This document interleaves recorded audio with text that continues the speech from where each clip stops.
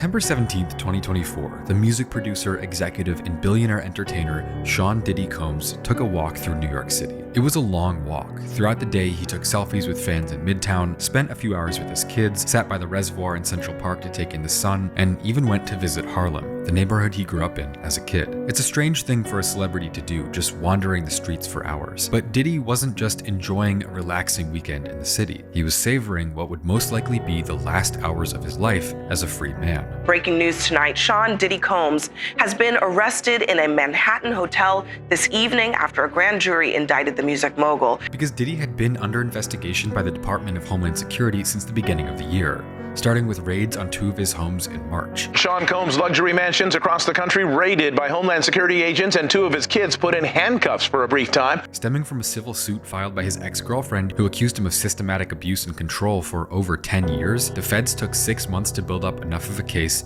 then put him in jail and denied him bail completely, leaving him stuck behind bars at least until his trial begins in May of 2025. In many cases, this would be the place to say that the charges came out of nowhere, or that there was some kind of conspiracy underway to bring someone down. But with Diddy, unfortunately for him, that wasn't the case at all. While nothing had ever been confirmed until now, rumors about Diddy had been going around for years. The Lamborghini for a day or two, and he had access to the house, and he knows better than to be talking about the things that he does with Big Brother Puff on national television.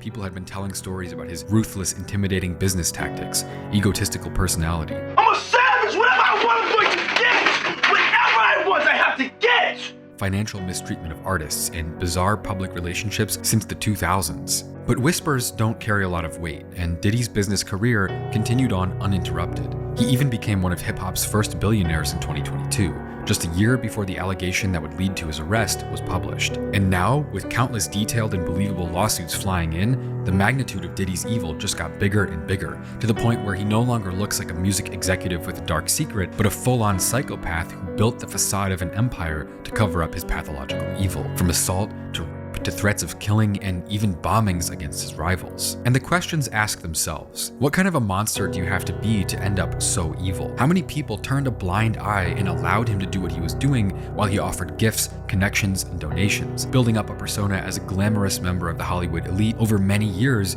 while he essentially tortured people behind the scenes? And who else is out there masking their evil behind smiles and luxury? Not monsters in the shadows, but instead evil, despicable people standing in the spotlight. But most of all, how is a person like this created? Who is Diddy, and how did he end up as one of the most evil public figures in modern history?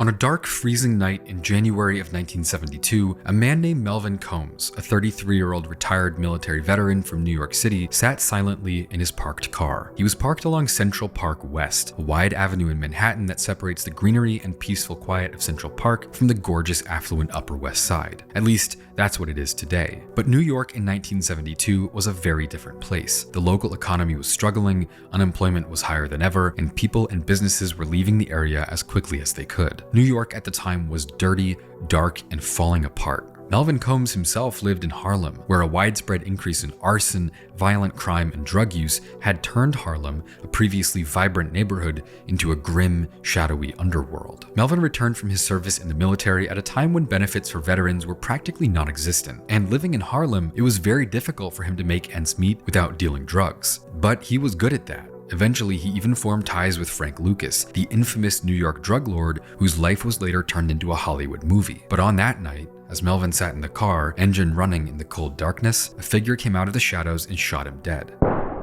His killer was never found. Most murderers weren't in those days. Most people figured it wasn't a random accident. When Melvin had been arrested for trafficking drugs 2 years earlier, several of his associates had been raided and imprisoned shortly after. It led to a rumor that he had become an informant in exchange for immunity, because he was never arrested again. Detectives believed the 1972 murder of Melvin Combs might ultimately be traced to members of a heroin distributing conspiracy. In 1971, a heroin cutting mill and a conspirator's home were raided, shortly after Combs had been arrested for possession of heroin and $45,000 in cash. Essentially, it was entirely possible that there was a bounty on his head for selling his own people up the river, although nothing was ever proven for sure. Either way, what Melvin left behind on the day he died wasn't just a life of crime or a drug trafficking empire. He was a dedicated family man, married to a part-time model and a teacher named Janice, and together they had 2 young kids, a 1-year-old girl named Keisha and a 3-year-old son named Sean, both of whom would now be forced to live without the strong, grounding influence of a father in their life.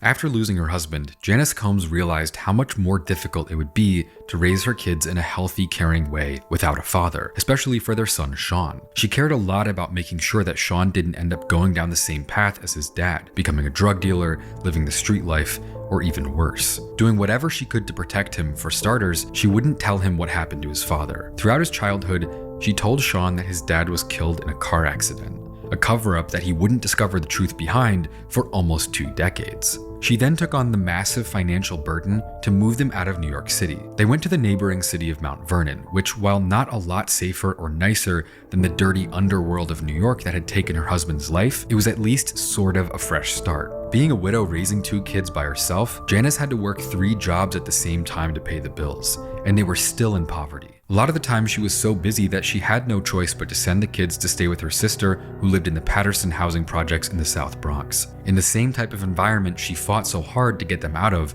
to begin with. And it was there that a young Sean Combs experienced what he would say later became the exact source of his lifelong ambition.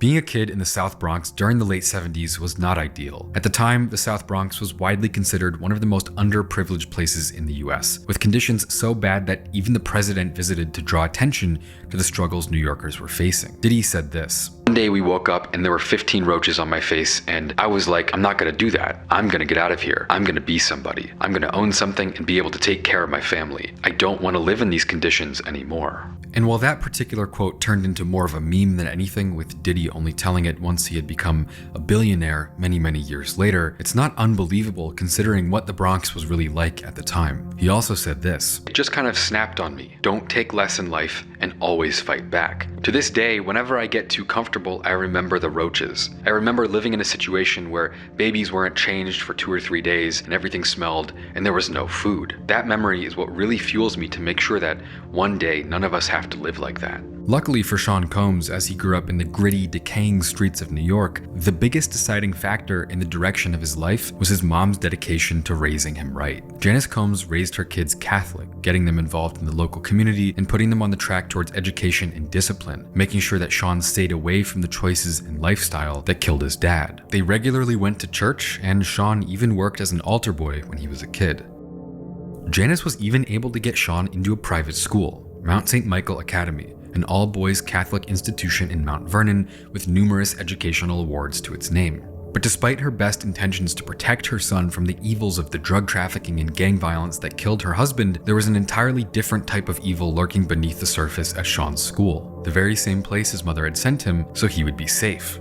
This is the first installment in my documentary series examining the history, the crimes, and the nature of Sean Diddy Combs. I spent the last couple of weeks reading books and articles diving into his past, and I think it's the best thing I've ever made, even though it is pretty dark and disturbing. The next part is even worse, covering the lawsuits, the details, the connections of Diddy, and what his fate will probably be, where I dive deep into the dark side of music history, covering some of the craziest, most dangerous artists that ever lived. Anyway, Nebula helps me make insane videos like this, and you can get it for just $6 a month or $36 a year, with a portion of that going to help the support of production of more videos on this channel. That's nebula.tv to sign up and be the first to see the next Diddy documentary or watch my Nebula original Danger music right now. Because in 1988, just 1 year after Diddy graduated from Mount St. Michael Academy, the principal and chaplain of the school were both indicted for sexual abuse. In a case prepared by the NYPD and the FBI, they determined that at least 3 14-year-old boys had been molested. Timothy Brady, the school's principal, was sentenced to prison, although he was never removed from his position in the Catholic Brotherhood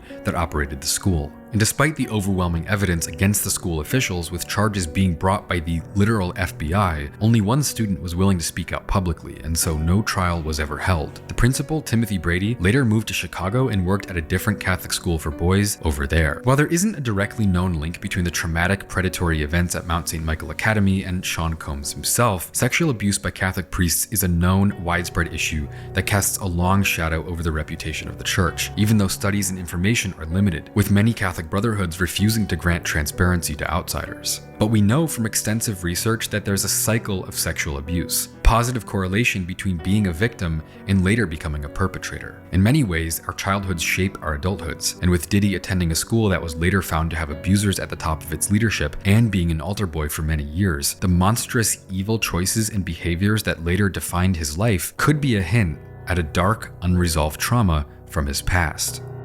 With countless stories coming out later about Diddy forcing young boys to undress in front of him, admitting to sleeping in bed with Usher, having a bizarre relationship with Justin Bieber, lawsuits that allege he sexually forced himself on men as a form of domination, there are even videos of him being physically intimate with Biggie Smalls. Not to mention the fact that people have been talking about this in radio interviews and podcasts for years. That behavior isn't Diddy being gay. That's a guy doing what he knows, repeating what was done to him. That type of behavior most often doesn't come out of nowhere. As soon as he finished high school, the Combs family was overjoyed when Sean was accepted into Howard University as a business major. But still, being at university was never his top priority. And during his first year at Howard, he leveraged connections from back home to secure an unpaid internship at Uptown Records, a New York-based record label that at the time was one of the fastest growing in all of R&B and hip-hop. Around this time, Diddy, then going by the name Puffy, gained a reputation as a fiercely ambitious industry player willing to do whatever it took to advance his career. He had a natural talent for networking, and many of his opportunities arose from his ability to forge connections with influential people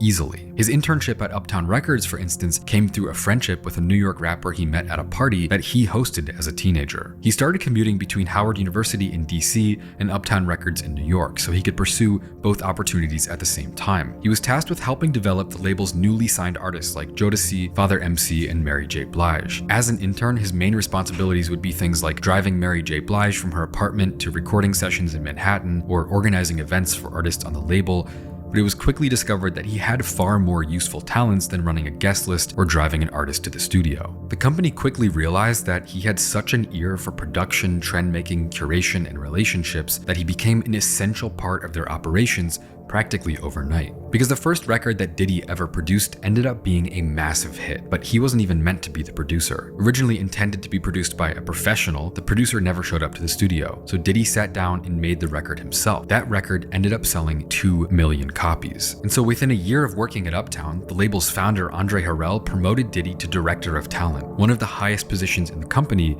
despite the fact he was barely 21 years old. Diddy wasn't just ambitious, he had the skills to prove what that ambition was worth, and he was quickly becoming very, very powerful. Even back when he was making a name for himself as an influential young tastemaker in R&B and hip-hop, producing a long list of hit songs for artists like Jodeci, Mary J. Blige, and more, there was a strange darkness starting to surround Diddy's career.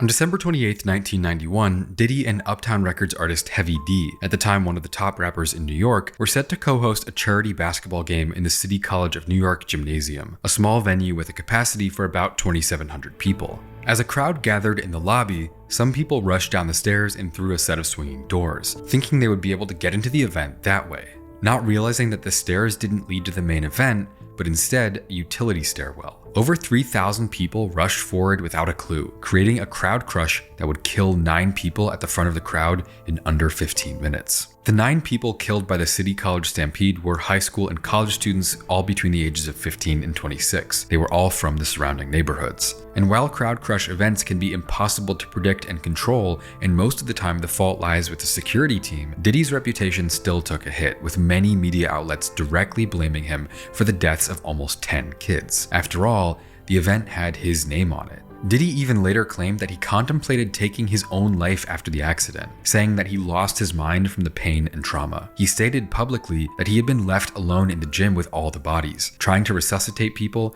to no avail.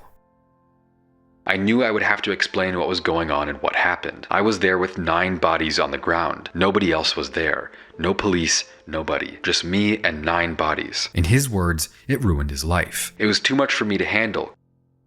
After the incident, it was like I was crazy, losing my mind, thinking about the people who died, thinking about the families, thinking about their pain. For a while, I was probably clinically insane. In reality, though, the other side of the story didn't quite go the same way. The real victims were the people who lost their kids, brothers, sisters, and friends. And those who later spoke out all pointed out that their own personal lives were over forever. They had no fame, wealth, or clout waiting for them on the other side.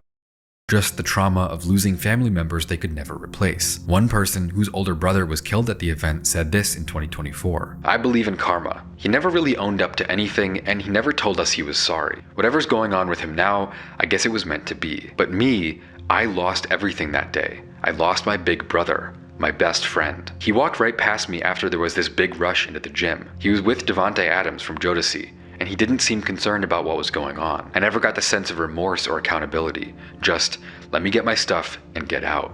But somehow, this story doesn't just end with callous indifference to people's lives. The concert had originally been organized as an AIDS outreach education event, and a portion of the ticket sales was to be donated to charity. Once all the dust settled from the tragedy, though, the money was nowhere to be found, and there had possibly never been any money set aside to begin with. A criminal investigation later discovered that while the majority of the blame for the disaster should fall on City College for failing to realize the potential for a huge crowd, some blame still fell on Diddy himself, which resulted in several lawsuits settled out of court in the years to follow. But what most of all revealed Diddy's true character was a 1998 civil case that was brought against him by two of the victims' relatives. During that case, a New York City judge named Louis Benza ruled that Diddy was lying about his attempts to save people in the gym, and it only questioned his credibility even further. After the events of the City College stampede, Diddy seemed a lot more like a sociopathic narcissist than a guy who was in the wrong place at the wrong time during a tragedy. It wasn't necessarily his fault that the accident had happened, but the way he acted afterwards, trying to take credit for things he didn't do,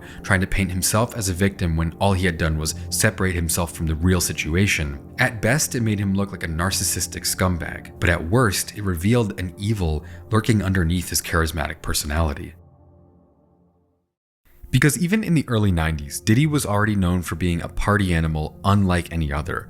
But it wasn't just a vice, it was also one of his greatest assets. Once he was working at Uptown Records, he became notorious for parties that he called Daddy's House, attracting over 1,000 guests every week, from college students to local kids to celebrities, rappers, and athletes. He was becoming more than just an A&R, but instead a strangely alluring, larger-than-life figure in the industry. Because these parties weren't just about having fun. They were strategic networking events where Diddy could spot new talent, make connections, and build his reputation. However, they also had a darker side, with reports of excessive drug use, underage drinking, and questionable behavior even early on. And maybe the most conspicuous example of Diddy's character at the time was when a 14-year-old usher came to live with him for a year. In 1991, the same year as the deadly stampede, a then 14-year-old usher who just recently signed a record deal was sent by his label to live with a then 25-year-old Diddy in New York. From a business perspective, it made sense. Diddy was a powerful tastemaker with experience and connections. From the biography of Diddy by Susan Trout, Combs groomed stars in an intensely hands-on style. He reinvented their images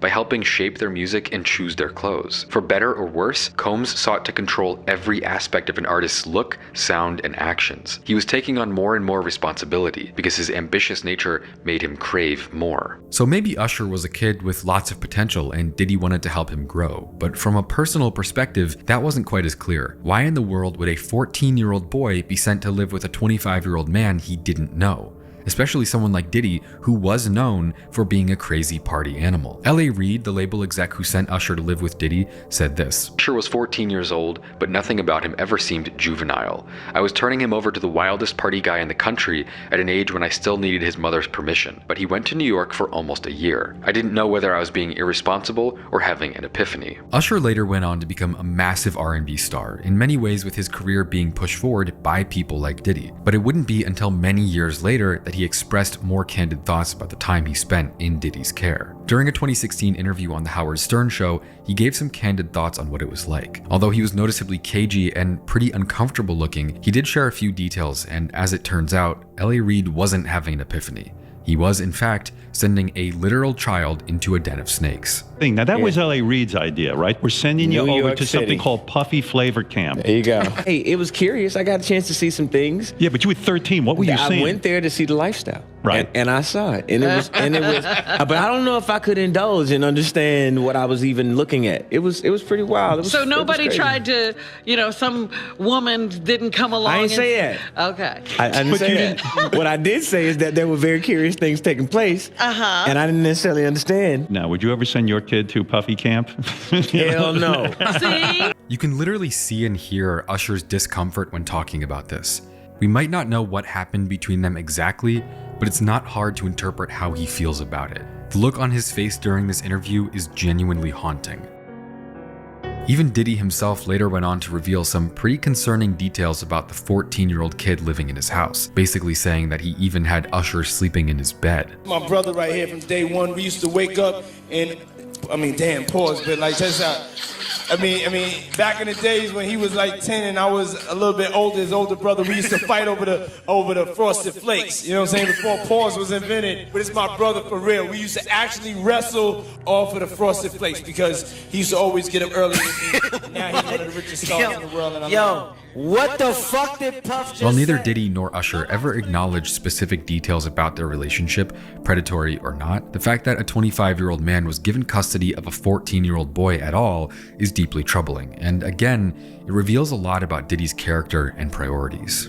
Elsewhere in the city, a 20-year-old named Christopher Wallace was also raised by a single mother and sent to Catholic school out of his mother's desire to keep him safe in the dangerous streets of New York. Christopher, though, went down a much different path than Diddy. Despite his strict moral upbringing, he started selling drugs when he was only 12 years old, hiding his drug money on the roof of his apartment building so his mom wouldn't discover it. But by the age of 17, after dropping out of high school, he had been arrested for drug dealing multiple times, including once spending 9 months in a jail in North Carolina because he was caught selling crack cocaine. By 1992, at 20 years old, he was facing up to 15 years in prison. But even though their lives couldn't be more different, Diddy and Christopher crossed paths anyway in a way that would change both of their lives forever. Because in 1993, Diddy discovered Christopher's music by accident while going through demo tapes at Uptown. Christopher, going by the rap name Biggie Smalls, was still in and out of jail and dealing drugs at the same time as he was trying to make music. He had no experience in the industry, just demo tapes that he reluctantly made at the insistence of a producer friend. The story goes, though, that Diddy was completely convinced he had found the next big thing.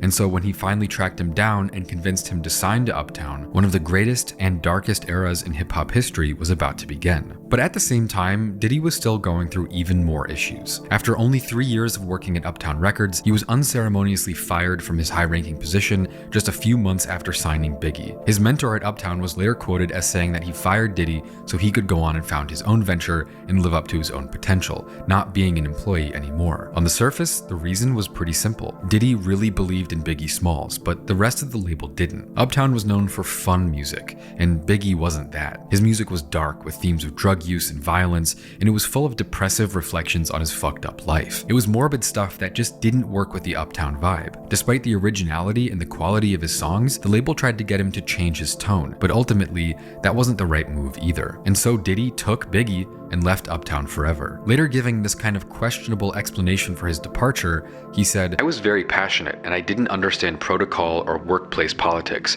so I got fired because there can't be two kings in one castle." And that explanation implies kind of a different reason for leaving that wouldn't be explained for many years to come.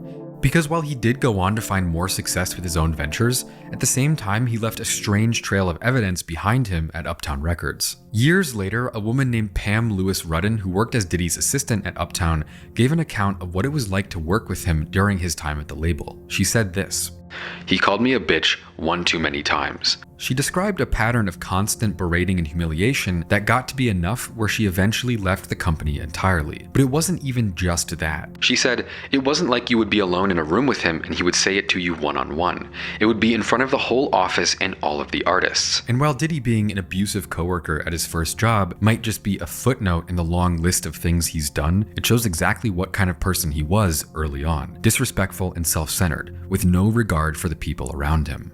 The early years of Diddy's career paint him as a businessman with a golden touch. The results of his work were glamorous. He had an unreal ability for artist development, curating sounds, strategizing promotion, and whatever else was needed to make records sell millions. Even more than that. Let's say you want to buy or sell crypto. Just open the eToro app, click Discover, choose your crypto, and click Trade. Set the amount, and hit Buy. And you're done. So, crypto? Try buy and sell it the eToro way.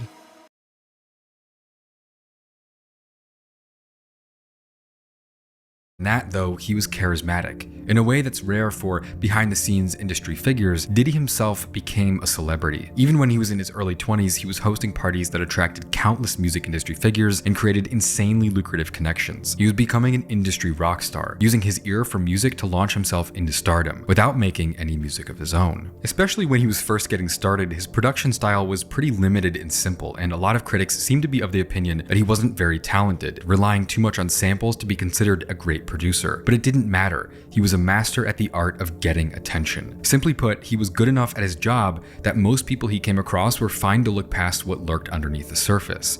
A cutthroat, vicious, possibly even manic desire for fame, power, and money. From his lies about the city college stampede that killed 9 people, to the mysterious disappearance of the charity money, the way he exposed Usher to inappropriate, possibly even traumatizing experiences at the age of 14, being impossible to work with at Uptown to the point of getting fired, and even abusing his employees at the label, in any sane world, one of those things would be enough to end someone's career. But Diddy was different. He was in a position where he was too important to be turned down. His connections, his talent for spotting artists, his ability to generate massive profits for the industry, it made him untouchable. The majority of people he came across weren't going to turn him down. Even if he was exploiting or mistreating them, he had too much power to ignore. One of Diddy's most bizarre and sinister tactics early on was his strategy of inserting himself into every aspect of his artist's royalties. At Uptown, he not only used the artists he managed to boost his own image, but also involved himself in the creative process. By contributing a lyric, singing background vocals, or helping with production, he was securing royalties from multiple sources on one song. This meant that while he was helping the label rake in millions from sales,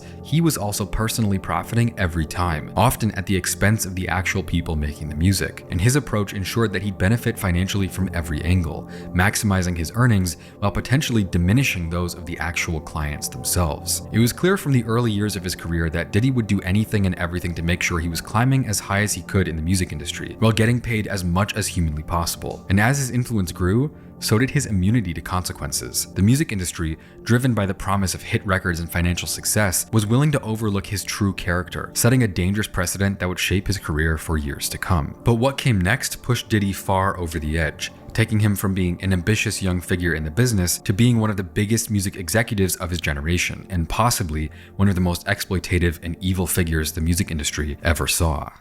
Biggie Smalls changed hip-hop history forever, and he had Diddy at his right hand the whole time. When Diddy left Uptown, largely because the label didn't embrace Biggie's music, he brought Biggie with him. When they finally got his debut album Ready to Die out to the public, it was a massive hit in every way. And within a year of his career getting started, he became one of the biggest rappers alive. Ready to Die was a hit with fans and critics. Beyond just selling extremely well, going gold less than 2 months after it dropped, critics gave it perfect reviews. People were calling it a smooth, dark, scary, and realistic autobiography of a drug dealer. At the time, it was nominated for Grammys, and even 25 years later, it's still considered one of the best rap albums ever made. And Biggie became a rap star overnight. The 1995 Rapper of the Year at the Billboard Music Awards, the new King of New York. He was getting love from critics and listeners. He was a guy who could win Grammys, do collaborations with Michael Jackson, and be a hard-hitting street rapper. And making a debut album that's an instant classic, that doesn't happen very often. Biggie was quickly becoming one of the most loved, most iconic rappers alive, and Diddy, his manager, producer, and the person who helped develop his persona,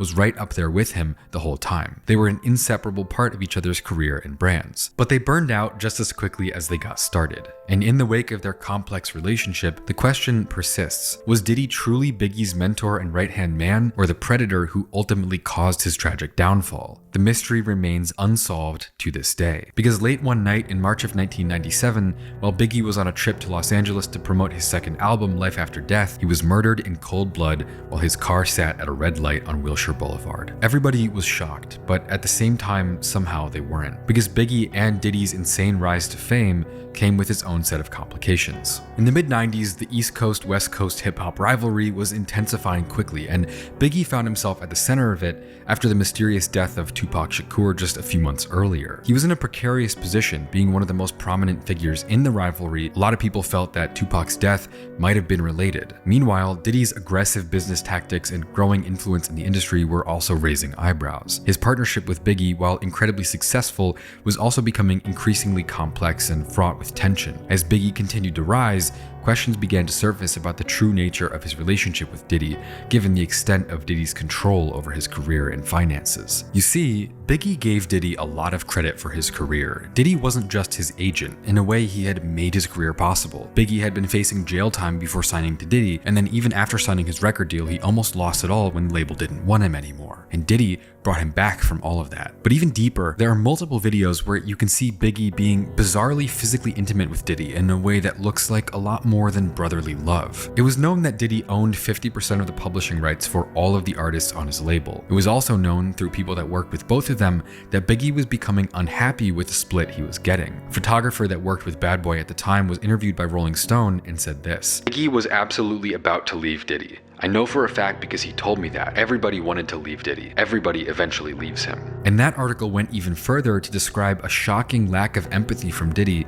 when he lost his closest collaborator and the star artist on his label. It says, "When Biggie Smalls was shot and killed in March of 1997, Sean Combs reportedly took the situation and capitalized on the shock and sorrow. He denied the leave request of LaJoyce Brookshire, Bad Boy's publicity director who was traveling with Biggie the day before his death. Instead of letting her process her grief, he gave her the job of ensuring that Biggie's posthumous album Life After Death went #1 upon its release."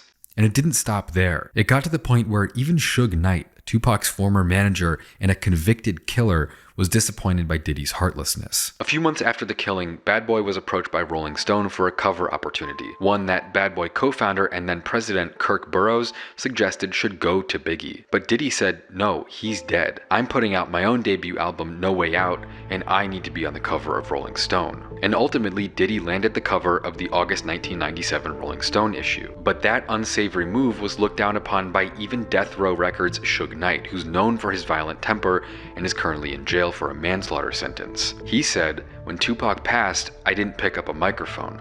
I picked up the pieces." And while it's been difficult, if not impossible, to prove definitively, many people have argued over the years that Diddy had the motive, means, and opportunity to be responsible for killing Biggie. While Diddy had helped develop Biggie's career and mold his success, ultimately Biggie didn't need him. On the flip side though, Diddy needed Biggie. Without talent on his roster, he had no business. And so this dynamic led to intense speculation about his involvement in Biggie's murder. Multiple industry insiders have suggested that when Diddy caught wind of Biggie's potential departure for better deals elsewhere, he was willing to take drastic measures to maintain control. The most extreme theories about what happened to Biggie propose that Diddy orchestrated his murder to maintain control over his music catalog and continue profiting from his work indefinitely. And while it's not definitive, a lot of people have pointed out over the years that it doesn't make a lot of sense that they were both riding in two separate yet identical cars and only Biggie got shot at, with Diddy's car speeding away from the scene just before the shooting. It's difficult to imagine that one of Biggie Smalls' supposed best friends, the person who discovered him and built up his career, could be behind his death, but it's a topic that's been talked about ever since. Eminem is just one person who's publicly accused Diddy of killing Biggie and Tupac for years, and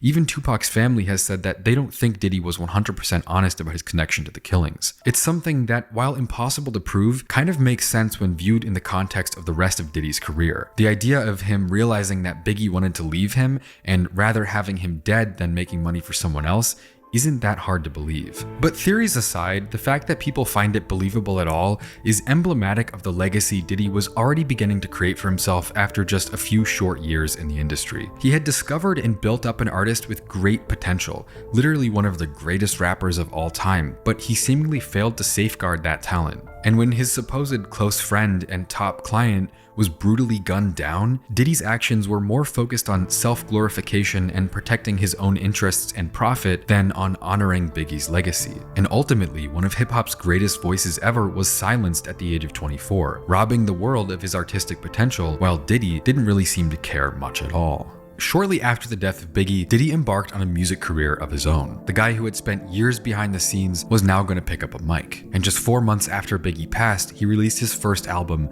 No Way Out. It did debut at #1 on the Billboard charts, selling 500,000 units in a week, but it was monumentally bad. Despite having all the connections in the world to get features from Jay-Z, Lil Kim, Busta Rhymes, Maze, and even 4 posthumous verses from Biggie's archives, No Way Out still managed to be an absolutely horrible album. The only songs that charted at all were the ones featuring Biggie. No one wanted to hear Diddy's rapping. And now on Spotify, 27 years later, the song featuring other artists have 50, 60, or 70 million plays, but the ones with Diddy alone, less than 1 million each. While Diddy had presented the album as a kind of heartbroken inner reflection after the death of his close friend, saying that the violence took a toll on him and left him traumatized, it didn't quite come off that way in reality when he started making music just a few months later. And looking at reviews of the album online, it's pretty easy to figure out how most people feel about Diddy's rapping career. Puff Daddy was occasionally a great producer with the Notorious B.I.G., but as a solo artist, yikes. Or he just isn't an interesting enough MC and nobody is buying his tales of shooting his rivals. Biggie or Black Rob or someone else obviously wrote this for him, but they would have been better served to keep it for themselves. One person wrote, Puff Daddy's first album was excellent,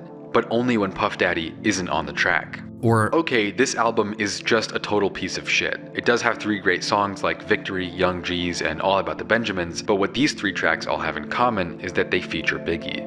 It shows that without Biggie, Puffy ain't worth shit. His rapping is really, really awful. He's one of the worst rappers ever and has absolutely no skills, no flow, no emotion, and nothing to make him special. I think my favorite review says, let's get this out of the way. Puff Daddy is not a good MC, even when he's rapping lyrics written by someone else. He sounds like a chump on the mic, but luckily he has a golden ear and is surrounded by talented musicians who make even his shittiest raps sound expensive and cinematic. He also surrounds himself with some of the best MCs of the time, Biggie Smalls, Jadakiss, Busta Rhymes, and he allows them to do a lot of the heavy lifting. This was a mega smash album, but revisiting it, one might be surprised at how much of a downer it is. And finally, Diddy couldn't write his name, let alone a song. No Way Out was bad enough that a lot of people said Diddy's popularity at the time signified the end of the golden age of rap. He was bad enough that his presence brought down the entire genre. Even worse, not only were his albums laughably corny and lame, it was an open secret that none of the material he ever rapped was actually his. Diddy almost exclusively used ghostwriters. It wasn't even worth trying to hide that someone like Diddy, a rich and powerful manager, agent, and executive, would be incapable of writing authentic lyrics. He went to private school, got a corporate job at 20 years old, and made millions off of other artists' catalogs before he ever recorded a song. No one was ever going to see Diddy as a real rapper. The list of rappers who've been confirmed to write for Diddy over the years is long, from artists on his label like Biggie and Maze to 50 Cent, Drake, J. Cole, Jadakiss, Jay-Z, Nas. Diddy spent years and probably millions of dollars buying raps from some of the greatest artists of his generation. But he was never one of them. Even from the start of his recording career, he was exploiting the people around him so he could have his own moment of fame, ultimately playing the entrepreneur rather than actually making art. In total, Diddy made 5 albums. While almost all of them debuted at #1 on the Billboard charts, each one of them was worse than the last, carried only by features and production, with Diddy himself somehow failing to create any music of any value across a 7+ year recording career. His albums are similar in format to what DJ Khaled does, but instead of playing the part of a goofy side character,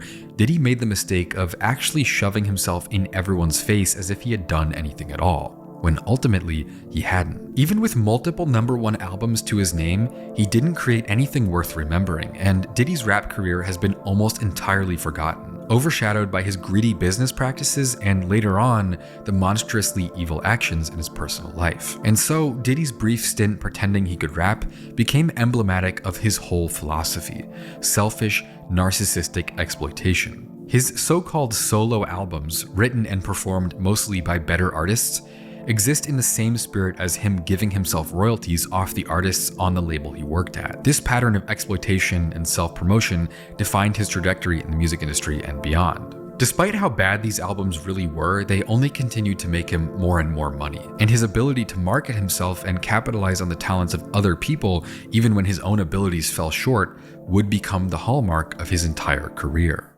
Another shocking and disturbing moment in the history of Diddy's career was his relationship with Jamal Barrow, who rapped under the name Shine. Shine had moved to New York City from his home country of Belize as a kid, and he quickly fell in love with hip-hop. Within a few years of freestyling around town, getting better and better while he worked as a bicycle messenger in Manhattan, his talent was noticed by a local producer. In 1998, at the age of 20, he was introduced to Diddy, who signed him to Bad Boy Records on the spot, giving him $2 million, 3 cars, and a house in exchange for a 5-album deal. Shine getting signed to Bad Boy caused a media shockwave. He became a star overnight, going from sleeping on his mom's couch in Brooklyn to living in Beverly Hills in literally a matter of weeks. But he would only be able to enjoy that newfound success for a short time until Diddy would literally destroy his life. After about a year in the limelight, doing features for other bad boy rappers, being called the next Biggie Smalls, playing shows, and working on his debut record, it all came crashing down on December 27, 1999. Shine was with Diddy at a club in Times Square when another patron started an argument with him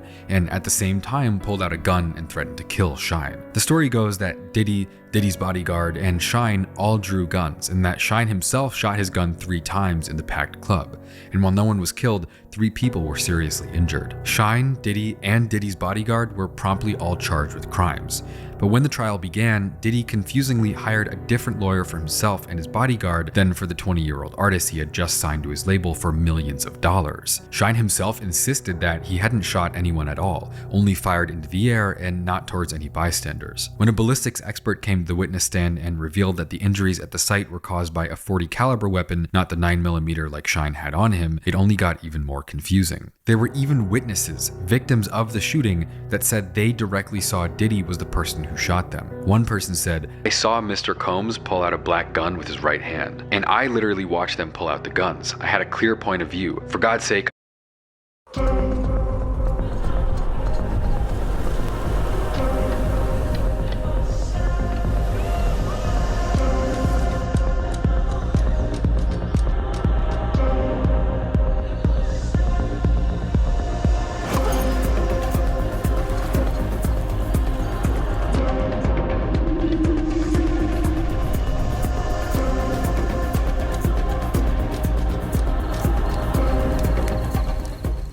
I got shot in my nose. I watched everything occur and have described it vehemently to all parties involved." Diddy, meanwhile, testified that he didn't even have a gun on him that night. And eventually, after a 7-week trial, his lawyer got him and his bodyguard acquitted on all counts.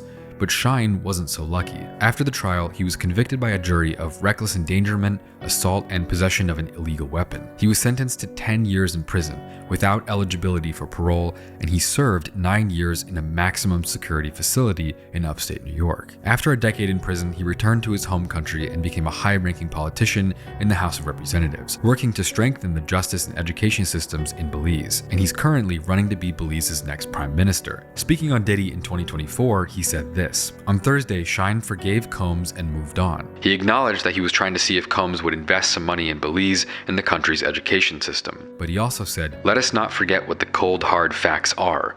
This is someone who destroyed my life.'" More than anything, the story of Shine's rap career confirms that Diddy only ever saw the artists on his label as resources to make money off of. Over and over again, the young people he signed and was supposed to protect and help and mentor were nothing but a source of income that he could throw away if he needed to. Instead of protecting Shine, a 20-year-old kid who came from another country to chase his dreams, he called witnesses to testify against him and hired a different lawyer to protect him. Shine's mother wrote this: "Puffy has the same responsibility as a teacher or a coach. Shine was out with his idol on that fateful night. When I put my child in your hands, I don't expect him to end up dead or in jail." And ultimately, Diddy's treatment of Shine reveals who he really is, a morally bankrupt person. By abandoning a young artist who he had a business relationship with and who looked up to him and who he was supposed to mentor and protect, he showed a callous disregard for the people around him. He would rather hang Shine out to dry than give up on his own pursuit for power and wealth. And even though this incident is often overlooked and forgotten, it exemplifies the pattern of exploitation that defines Diddy's career. The fact that this betrayal is now just a footnote in his history, it says a lot about the extent of just how evil he was. It's a tangible reminder of the human suffering that's often behind his empire. His willingness to sacrifice other people, even people who were under his guidance, it underscores an evil that was a constant in his rise to fame and fortune.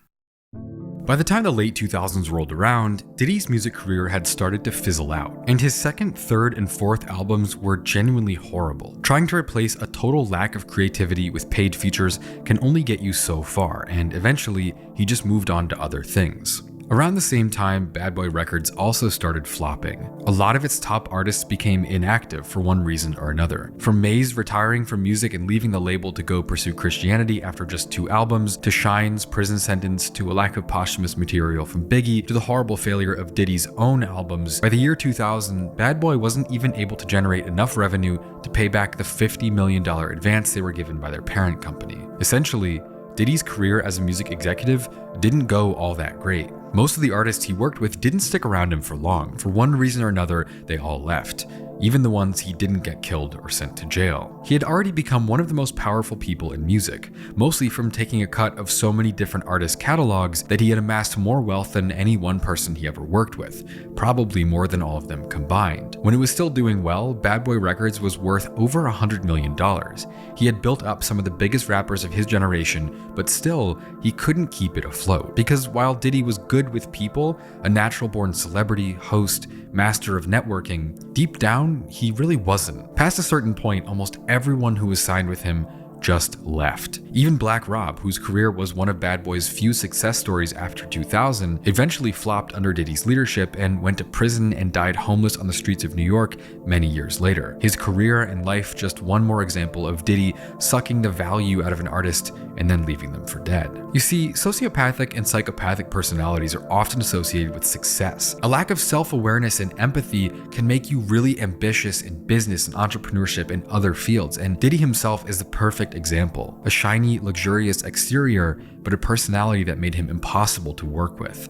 And so as the years went on, once a powerhouse worth over $100 million, his record label ended up faltering under his leadership. Artists and employees had to distance themselves or have their lives ruined due to his selfish, incompetent leadership. Meanwhile, he's keeping up appearances of being a big, important, influential player in the music industry, mainly by prioritizing his own profit over anyone else's well-being. The contrast and tension between Diddy's charismatic public persona and his behind-the-scenes mismanagement ultimately contributed to Bad Boy Records' fatal decline. And it also exposed his inability to build long-term personal relationships that are crucial for real success in the music industry.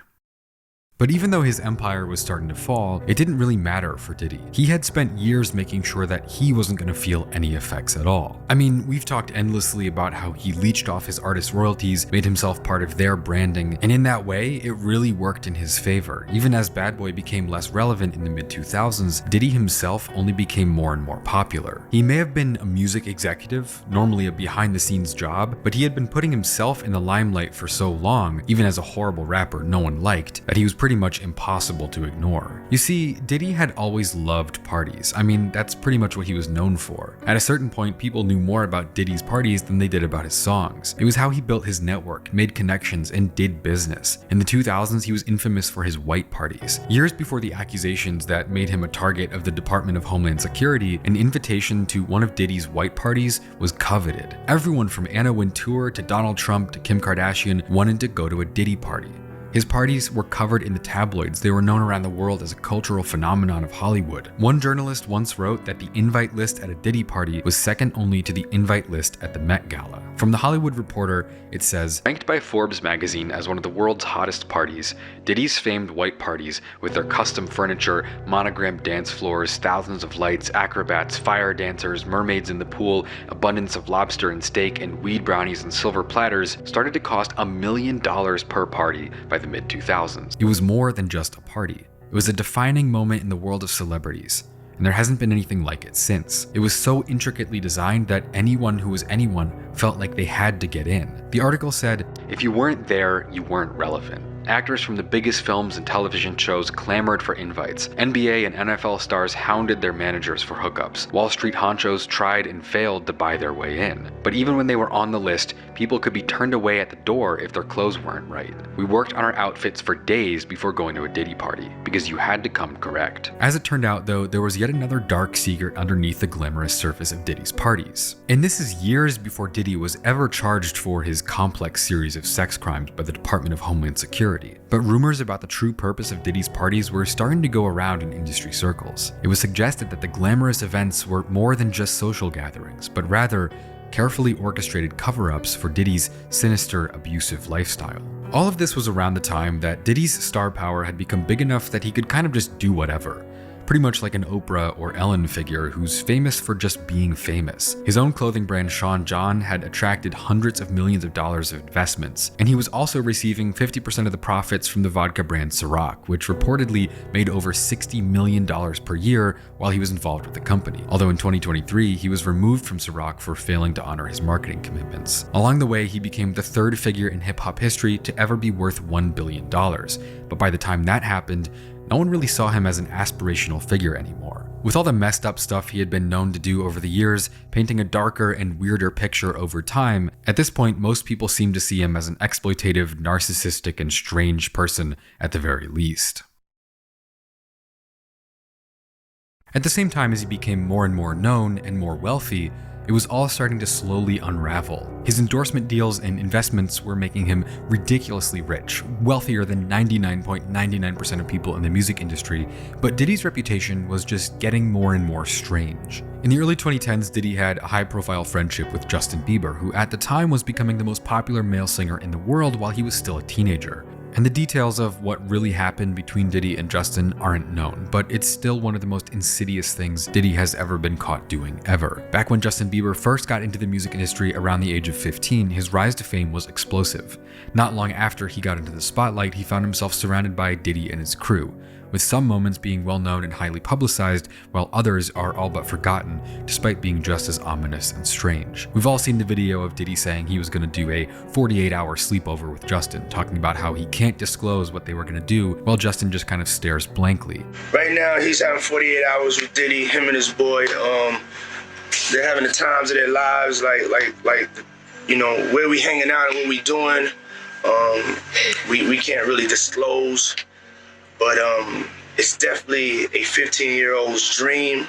But there's a lot more of that, like Diddy feeding him drinks while he was clearly totally blacked out and falling over. Another strange video is of Diddy pressing Justin for not hanging out with him enough the way he used to, leaving Justin totally flabbergasted and stuttering. But probably the weirdest clip of all comes from a Jimmy Kimmel live interview they both did. It's now been completely deleted from YouTube, but at a certain point Jimmy Kimmel makes this joke about Diddy gifting Justin a Lamborghini, and Justin says, "Oh, I didn't get the Lambo yet," which leads to probably the scariest and most revealing clip of Diddy that exists online.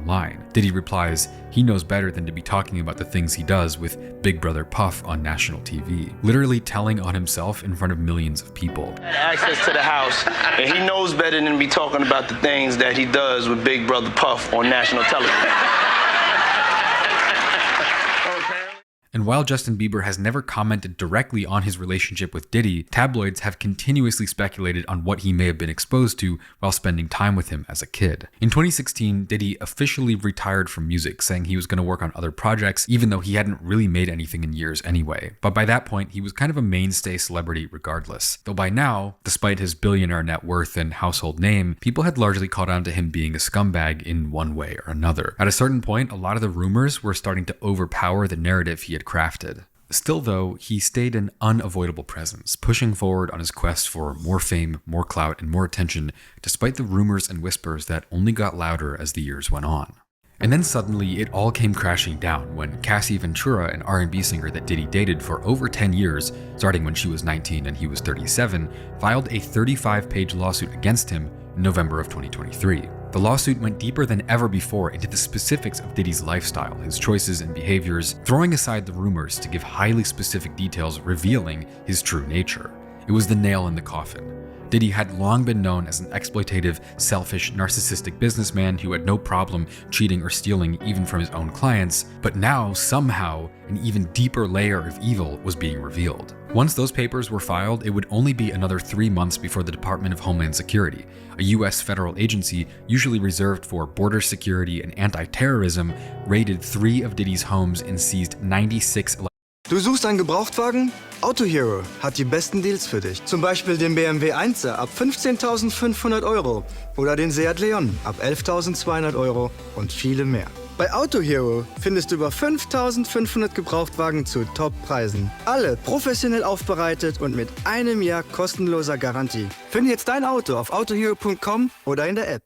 Electronic devices for evidence in the process. And after that, It would only be a few more months before they arrested him, charging him with 3 felonies: racketeering, sex trafficking, and transportation to engage in prostitution. On the Department of Homeland Security's official agency website, they wrote this: "From at least 2008 through the present, Combs has led a criminal enterprise that existed to facilitate his abuse and exploitation of women, to protect his reputation, and to conceal his conduct. As part of that criminal enterprise, Sean Combs, along with other members and associates, committed crimes including sex trafficking, forced labor, kidnapping, arson, bribery, and obstruction of justice. Combs' efforts to control women included repeated physical abuse. Combs assaulted women by, among other things, punching, striking, dragging, throwing objects at, and kicking them. And he similarly assaulted witnesses of his abuse. These assaults often resulted in injuries which could take days or weeks to heal. And to commit these crimes, Combs relied on his power as the leader of a multifaceted business empire. Employees of Combs' businesses, including high-ranking supervisors, security, personal assistants, and household staff, acted as intermediaries to, among other things, arrange travel and hotel rooms, stock the hotel rooms, contact or locate women or other individuals who he targeted for abuse, and to cover up and conceal the abuse. This criminal concealment included efforts to prevent law enforcement from hearing about it." And so, as it turned out, all of the horrible things Diddy was known to have done throughout his life were only the tip of the iceberg. Exploiting the clients at his record labels, lying on the name of almost a dozen fatalities at a concert, hoarding the royalties, letting his artists suffer while he got rich, letting his 19-year-old client take the fall for a crime he committed, grooming and taking advantage of young artists like Usher and Justin Bieber while they were in high school, among countless other acts of narcissism and selfishness and predatory behavior. All of that alone is enough to make Diddy one of the most awful people in the history of entertainment. But what would be uncovered across the span of 2024 would be a whole other level of pathological evil, almost unmatched by any other public figures in modern history. In most videos like this, it would be time to consider that Diddy might be a product of his circumstances. And the truth about Diddy is that it's fairly likely he is a product of his circumstances.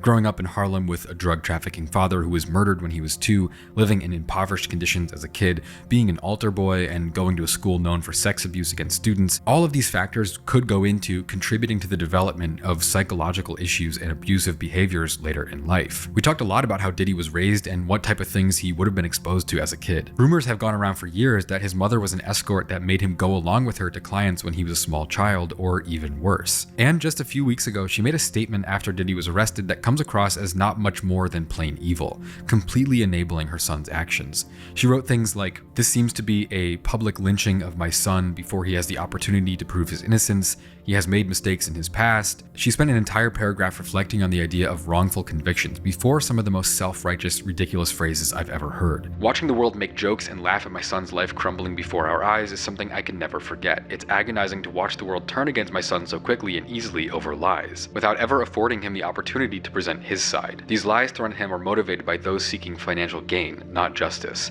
This injustice has been unbearable for our family. My son is not the monster they painted him to be. I can only pray that I am alive to see him speak his truth and be vindicated." In a similar way, a post just recently went up on his Instagram for the first time since he was arrested, wishing his daughter Love a happy 2nd birthday. No mention of the world crumbling around them, just a kind of ominous feeling "Daddy loves you" caption alongside some nice professional photos. Maniacally continuing to pretend everything is okay as if his mask wasn't ripped off in front of the whole world, it just kind of makes it worse.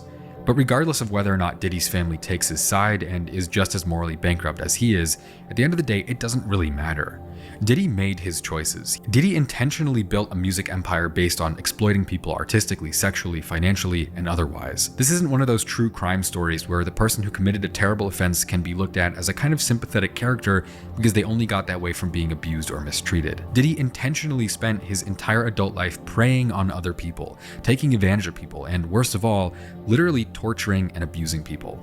There's stuff that's coming out about him that's so disgusting it doesn't even sound real. He built a literal evil empire in the shadows of his fake, shiny, weird career that no one even enjoyed to begin with. I can't emphasize that enough. I mean, there are countless other controversial or just plain horrible things he's done throughout his life. One example that I didn't get to cover is Maze, one of Bad Boy's star artists and a legendary rapper who straight up left the music industry in the middle of his peak to pursue Christianity, later talking about how he had to escape Diddy. His story only adds to the long list of Bad Boy Records artists who had to leave the industry to get away from Diddy. There's even more though. In 1995, he was at the scene of and accused of being involved with a shooting that killed Jake Robles, a bodyguard from Death Row Records. He also brutally attacked Nas's manager in 1998. When he was included in a video that he deemed sacrilegious, Diddy stormed into the label's office and broke his arm and jaw. Even more recently, stories have gone around about him getting into a shoving match with J. Cole, punching Drake over feeling disrespected about a beat he wanted to use, and he was even accused of physically abusing an ex as far back as 2018. And so circumstances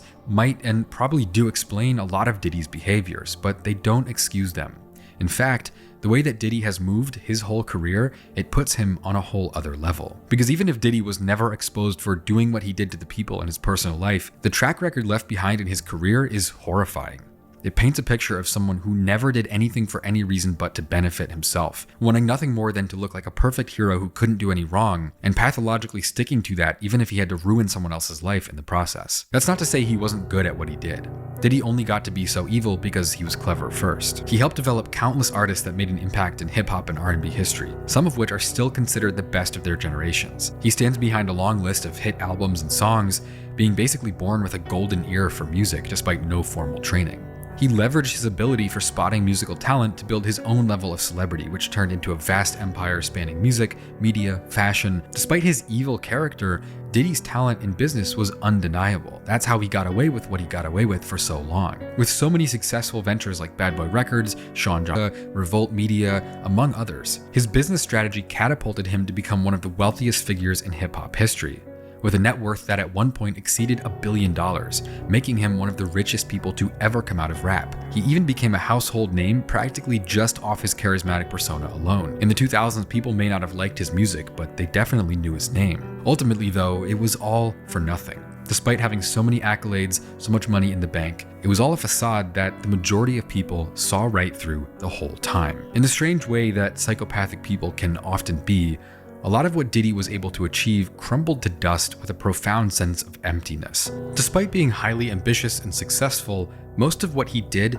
didn't add up to much. Looking at his list of ventures and businesses, he worked his way up to a high position at Uptown, but he left behind a legacy of nothing but abusing employees and leeching publishing rights off his artists. He built his own nationally known $100 million record label, but almost every single artist he ever signed either turned their back on him, ended up in jail, or even died. The label eventually ended up pretty much defunct. His clothing and fragrance lines seemed to have high valuation, but they made little to no impact in the world of fashion, and they're now pretty much forgotten. He made multiple albums, but literally never wrote his own verses and received horrible reviews from critics. And he was open about using ghostwriters, pretty much naming himself as the least authentic rapper in the industry. In a world of Kanye Wests and Jay-Z's, hip-hop moguls whose music, designs, and cultural impact is tangible and remembered and understood, Diddy was always a bit flat.